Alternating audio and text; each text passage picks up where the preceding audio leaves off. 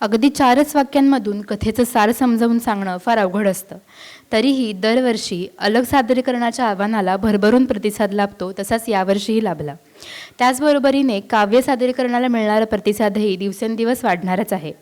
या दोन्ही प्रकारांतील काही निवडक अलग आणि कविता आज आपण इथे सादर होणार आहेत. सर्वप्रथम शिवानी लहाने यांनी सादरीकरण करायचं आहे. नमस्कार, मी शिवानी लहाने. माणूस हा जीवनाच्या वेगवेगळ्या टप्प्यांमधून जात असतो. आनंद, दुःख, चढ उतार हे त्याच्या आयुष्यात चालूच असतात. परंतु सातत्यानं त्याच्या आयुष्यात एक गोष्ट चालत असते, ती म्हणजे त्याचे कर्म. तर माझ्या कथेचं नाव आहे कर्म. जीवनाची वाटचाल सुरू असताना वाटेत एक वाटसरू भेटला. जीवनाची वाटचाल सुरू असताना वाटेत एक वाटसरू भेटला. कर्म कर हे मर्म सांगत जगण्याची वाट नव्याने दाखवून गेला. थँक्यू. यानंतर स्वाती सासवडकर कुंभार. सर्व सारस्वतांना माझा नमस्कार. मी स्वाती सासवडकर कुंभार अलग सादर करते पुंजी. आज रिटायर होऊन ते घरी परतणार होते. मुलं आणि सुनांचे लक्ष त्यांच्या 40 वर्षाच्या जमापुंजीकडे लागले होते. ते परत आले, पण कागद फक्त हातात घेऊन. 40 वर्षातली जमापुंजी, मी पुन्हा सुरुवात करते. आज रिटायर होऊन ते घरी परतणार होते. मुलासुनांचे लक्ष त्यांच्या 40 वर्षाच्या कमाईकडे लागले होते. ते हातात केवळ एक कागद घेऊन परतले. कधीही काडीची किंमत न देणाऱ्या बायकोच्या हातात कागद देत म्हणाले, 38 वर्ष माझ्या आयुष्याचं सोनं करणारी तूच माझी संपत्ती, त्याच्यापुढे ही पुंजी काहीच नाही. तिच्या डोळ्यातलं तरळलेलं पाणी बघायला त्याच्याशिवाय त्या खोलीमध्ये कुणीच नव्हतं. धन्यवाद. रसिका शाळीग्राम. नमस्कार, मी काव्यरसिका सौ रसिका आनंद शाळीग्राम, पुणे. माझ्या अलगचं नाव आहे शोधू कुठे. दररोज न चुकता सकाळी 7 वाजता आम्ही दोघेही बस स्टॉपवर यायचो. नजरेने एकमेकांशी बोलायचो. पावसाळ्यात एकाच छत्रीत थांबायचो. एकाच कपात कॉफीही प्यायचो. पण तो आज दिसला नाही. त्याचा फोनही बंद होता. न जाणे तो कुठे गेला होता.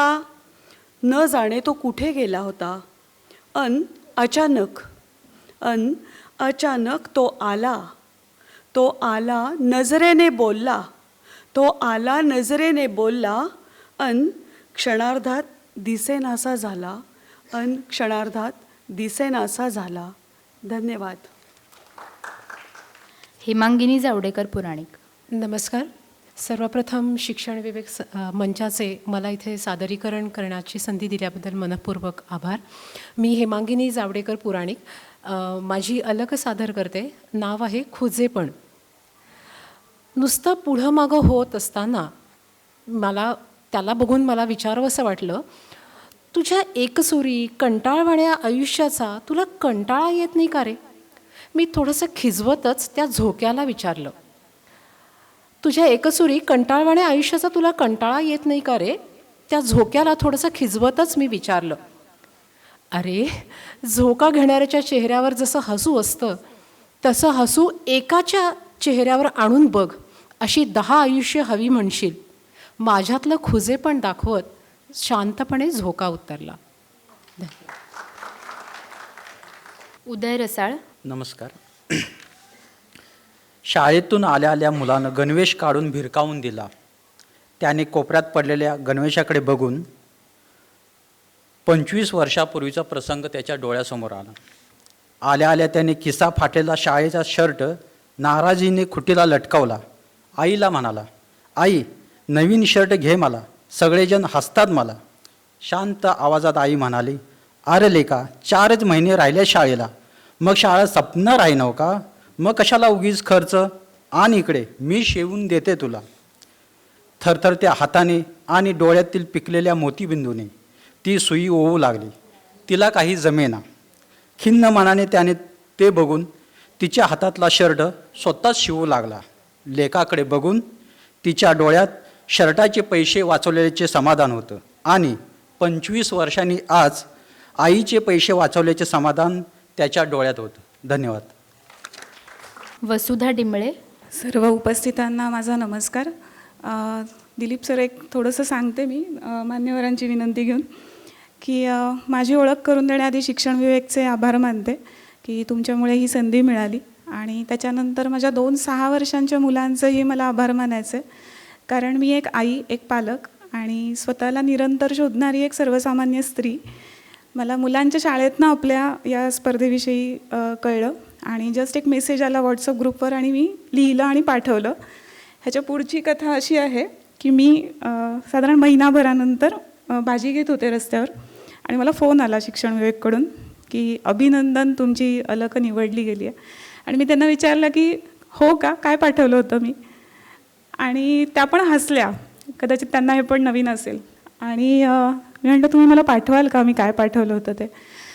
आणि मग त्यांनी मला पाठवलं, मी ते वाचलं आणि अच्छा मी लिहिलं का, असं मला ते स्वतःला तेव्हा वाटून गेलं. सांगायचं हे होतं की लिखाण करत होते मी आधीपासून, थांबलं होतं आणि शिक्षण विभागाच्या निमित्ताने मला ते लिहिता आलं. आणि जेव्हा कळलं की ते निवडलं गेलं आहे तेव्हा स्वतःला कुठेतरी गवसल्यासारखं वाटलं. त्यासाठी शिक्षण विभागाचे आणि तुमचे आभार सर, की एक छोटासा मेसेजसुद्धा एखाद्या व्यक्तीच्या आयुष्यात काहीतरी गवसल्याचा क्षण कसा आणून देऊ शकतो, त्याच्यासाठी मी हे सांगितलं. माझ्या अलगचं नाव आहे वेळ. घड्याळ दिवस रात्र काहीच थांबत नव्हतं. घड्याळ दिवस रात्र काहीच थांबत नव्हतं, तरीही तो करू की उद्या आहे की वेळ म्हणत राहिला. घड्याळ दिवस रात्र काहीच थांबत नव्हतं, तरीही तो करू की उद्या आहे की वेळ म्हणत राहिला. एक दिवशी घड्याळ सरणारे दिवस अन रात्र जे सांगू पाहत होते ते त्याच्या श्वासानेच त्याला सांगितलं, आता उद्या नाही. धन्यवाद.